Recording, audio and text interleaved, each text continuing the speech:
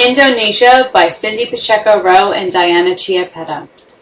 Indonesia is located in Southeast Asia above Australia and below Thailand and Malaysia. Indonesia is an archipelago country made up of over 17,000 islands with over 230 million people, the fourth most populous country in the world. Today, Indonesia is about 87% Islamic. Despite some pressure on the part of radical Muslim groups, Indonesia is a secular state with religious freedom for its four major religious groups: Muslims, Christians, Buddhists, and Hindu. In 2013, McKinsey & Company conducted a consumer research study of more than 5,000 consumers across 44 cities and rural centers in Indonesia. They examined a wide range of variables including demographics, household expenditures, brand preferences, and retail channels. The four key findings are as follows. First, the consuming class consists of 55 million urban and 15 million rural Indonesians. Indonesia's population is young, growing, and rapidly urbanizing, making it one of the fastest growing consumer markets in the world.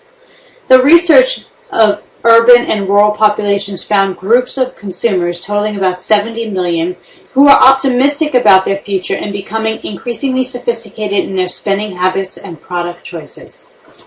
The second key finding is that Indonesian cities are at different levels of consumerism, driven by the ability and proximity of consumer.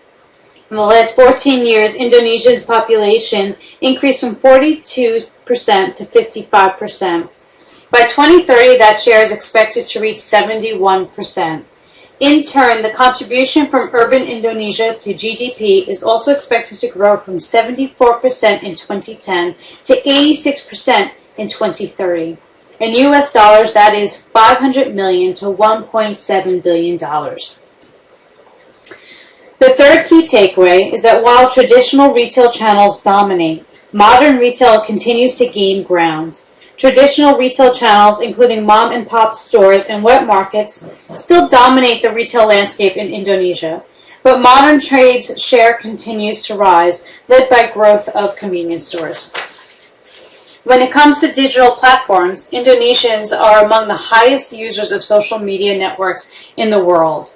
However, commercial activities and online shopping have low penetration. Consumers say that they simply don't trust online shopping yet, and they worry about payment safety, lack of sales support, and unreliable quality.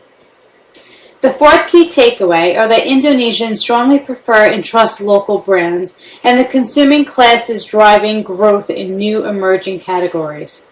Consumers trust Indonesian companies. They take pride in using local brands and believe that local companies truly understand Indonesian consumers, providing better value for the money when compared with foreign brands. Manufacturing in Indonesia. The manufacturing industry is quite developed in Indonesia, representing 24% of the country's GDPs last year. 15 million Indonesians are employed in manufacturing. Indonesia is responsible for manufacturing many products such as textiles, sportswear, plastic packaging, pharmaceuticals, and cosmetics, and they primarily manufacture automotives, electronics, footwears, food and beverage, palm oils, metal products, and chemicals. Indonesia's main exports markets are China, Japan, the USA, India, Singapore, Malaysia, and Europe.